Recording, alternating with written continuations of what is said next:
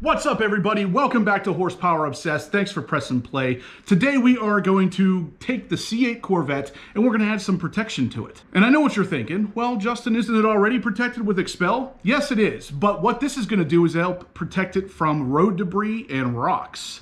So let's get to it.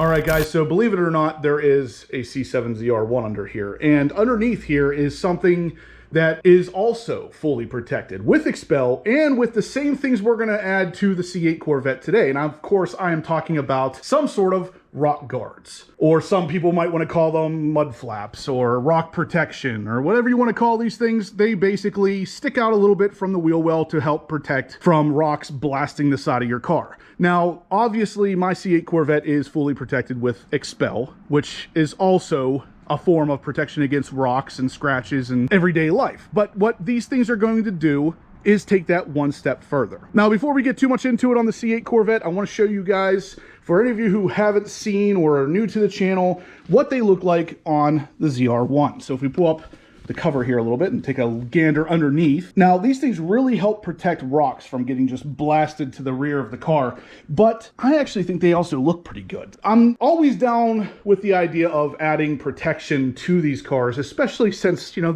these things are not cheap. The ones I'm getting here are, of course, painted carbon flash to match all the carbon flash accents on the car from factory. And we obviously have them for the front and the rear. So like I said, this is about as much as you're going to see sticking out from the side of the car, and that's going to help down the angle here, especially with the wider black diamond wheels. It's going to prevent rocks from slinging up at the rear, and then of course the ones in the rear are going to stop from slinging up at the people behind me. So we're going to get into this install. If you guys have seen these installed on the C7 Corvette before, you're going to know the install is pretty easy, but I'm going to show you anyway because it is a new Corvette and this is kind of a new part. So let's get into it. But before we do, if you guys could please go ahead and smash that thumbs up button. It really helps the channel. It helps circulate this video around YouTube, and it makes sure that people such as yourselves don't miss future content. So please smash that thumbs up. Let me know you're enjoying the content. All right, so a little bit of a closer look at these things, guys. We obviously have one bolt hole here at the bottom. That is likely to be a 7mm screw holding it up underneath the car. The rear ones actually have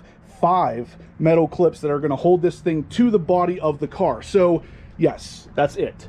5 clips and one 7mm bolt. Now the front ones are basically the same. One 7mm bolt, but they have 4 metal clips holding them on instead of the 5. Nothing earth-shattering, nothing that's going to require any kind of doctorate degree here today, but at the same time, I do want to show these things off because I think they're going to look awesome and they're definitely going to be functional. And here we go, guys. This is going to be the rear driver's side wheel and wheel well. So we're going to start here. So basically what we're looking to do today is remove this. This is the factory splash guard. So as you can see, it is perfectly flush with the outside of the car. And that's where Extreme Online Store looks to change things. So instead of just ending right at the body, it is going to extend out about 1.5 inches to about right here. So let's go ahead and get this one removed. Like I said, there is a 7mm bolt up underneath here, and then the rest is just clips. We'll just pull them off. If we go up underneath, you should be able to see the 7mm screw right there. Now with the 7mm bolt out, the next step would be to kind of pry this away from the body. I have a trim pry tool to go ahead and help me with that. You don't necessarily need this. You could probably use your fingers to get back behind there if you want to have kind of sore fingers later. But anyway, yeah, grab something like this or something that's a non-marring style pry tool, and it will allow you to get in there without damaging anything.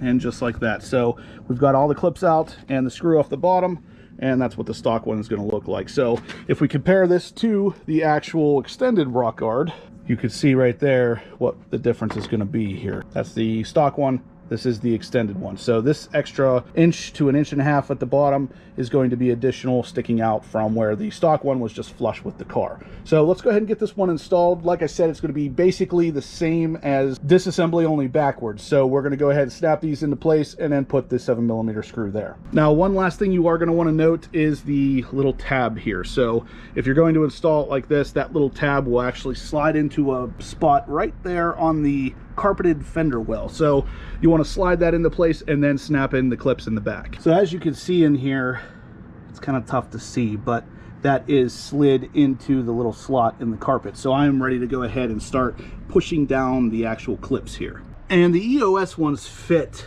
a little bit tighter than the stock ones. So the clips that are in here are really kind of tough to push in. Ideally, I guess you'd want to remove the rear wheel. For me, I found something I could wedge in between here and kind of use the tire to push them in. But without the wheel on there, you'd be able to punch those in no problem. With it on there, there's not really a lot of room to get in there to really put any kind of pressure in getting those clips pushed in. But as you can see here, there is no gap. We're going to go ahead and put the bolt in.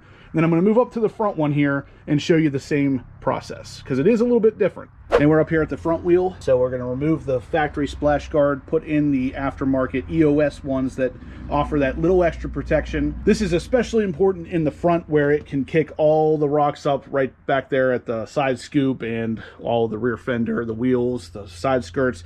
This is where you want the most protection here in the front. And that's exactly what we're going to get. So same thing here. There's a 7mm bolt up underneath here, and there's going to be clips on the front ones here to get off. And right up under here, that is the 7mm screw we're talking about. I'll go ahead and get that off, and then we can start into the installation.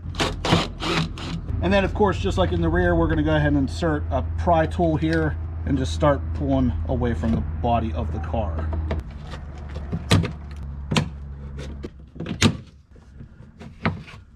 As you can see here, every single one of those clips stayed in the car instead of coming off with the actual splash guard. It's going to be a little bit more difficult. We're going to have to bust out a pair of pliers to get those out. But what you guys do want to notice is with the front ones, there is 2 tabs. So just like the rear one, we do have a tab that has to slide into the actual fender well first, right there. And then there's another one down here at the bottom. Both those tabs will have to slide in there first before you start putting in the clips, and then ultimately the 7mm bolt here. A pair of needle nose pliers will allow you to grab these clips and just kind of pull them out. Those will just go right back on the stock splash guard. And the work smarter, not harder thing came into mind when I realized, yeah, we can actually turn the front wheels and make this a little bit easier on ourselves. So I went ahead and turned the wheel to the left just to open up as much space as I possibly could in here for us to get in with these clips. So let's get to it.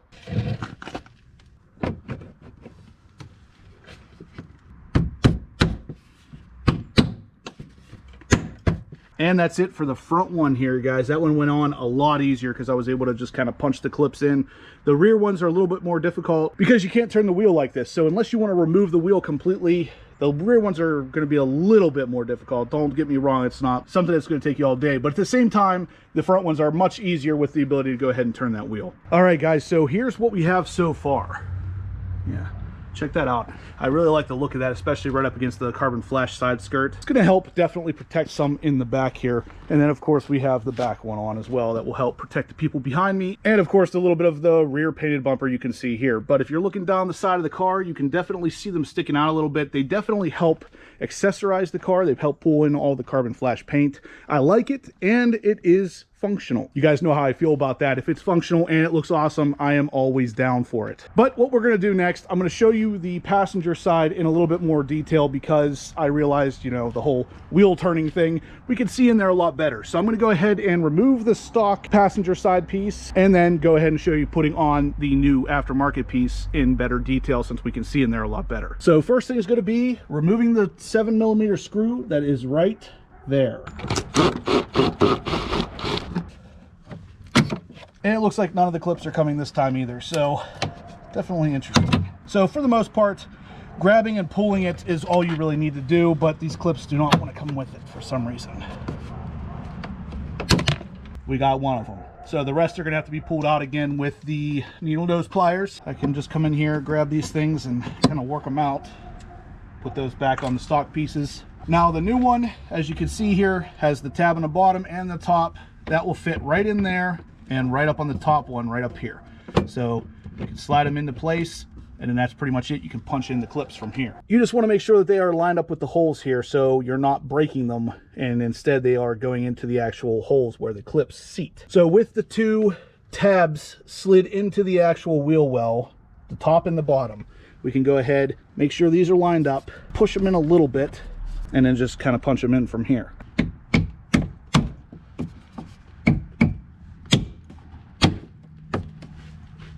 just like that. So that is the passenger side one done as well. I will go ahead and put the 7mm bolt in the bottom, and then we are good to go. I am going to also show you the passenger side rear as well, because I think I didn't get enough detail on the installation back there on the first one. So I'm going to finish this one up, and then I'll see you back there. We're on the passenger side rear here. I already had the 7mm bolt out. We're going to go ahead and start prying away the stock splash guard. I would recommend either taking the wheel off or jacking the car up a little bit to give you a little bit more room in the wheel well if you need it. So I'm going to go ahead and pry this away. I'm going to kind of show you exactly what you need to do, and then we'll get the new one on there. And I'll show you what I meant by the rear one on the other side being a little bit tight. So just like with the front ones, you're going to want to go ahead and stick a trim pry tool remover in here. Just kind of work your way around until you can get those clips out. So the rear ones all stay on, but yeah, the front ones both came off for me. This is one of the reasons I think that the aftermarket EOS splash guards in the rear are a little harder to get on, is because of this extra clip. So the stock ones only have 4 clips on the front and on the rear, but the EOS one puts an extra clip down here because there is a spot for the clip to go, which is odd that this one wouldn't have it, but I don't know. With that said, that's why this one is a little bit more difficult. This is kind of tough to get in, and once you get it into place, you can then bolt the entire thing in with the 7mm screw down here. But until then, it sits on there kind of loosely, and you really have to smack it into place, which is why I recommended removing the rear wheel if you can, or if that makes sense for you, because you really got to get some leverage in there to smack these things in. So there isn't a lot of room back here, but you should be able to see the slit right there. That's where that little tab will slide into, and you want to slide that in pretty much before anything else. So it is in place, and now I will start lining up all the metal clips. As you should be able to see here, they're all lined up. So now you got to kind of get something you can have some leverage on to push those into place. So I can kind of get the first one started by hand and then just kind of work my way down. But as you can see, I'm starting to run into some tension. Everything's lined up. It's just you got to just really push or get some tension on something that you can pry against the tire to push in. And for me, that is the end of a broom handle. So if you kind of look where the clips are at, you can take that broom handle just like this and push against the tire, and it will also pop in that clip. So you'll just do that all the way down.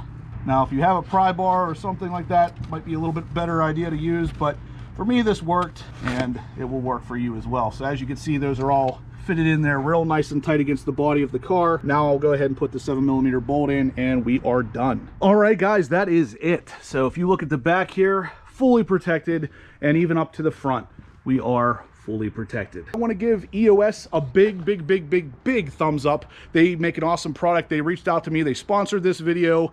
These things are absolutely awesome. Now, like I've said before in previous videos, guys, if I get sent a product that is really just not up to par, I will test it out. I'll put it on the car, and if I don't like it, you will never see a video of it. So even though these things were sent to me for free and the video was sponsored by EOS, you would not see this video if these things were not something that I would personally recommend. And because I do like the way they fit, I do like the protection that they offer, I will be linking them in the description down below, and you will see this video. But anyway, guys, if you liked what you saw, please give me a big thumbs up. If you guys haven't subscribed yet, please do. I'm gonna have loads of C8 Corvette, C5 Corvette, C7 Corvette, C6 Corvette, all the Corvette stuff. It's coming to the channel. You're not going to want to miss it. This thing is going to be huge, so make sure you're tuning in for the C5 stuff as well. And as always, guys, I will catch you in the next upload.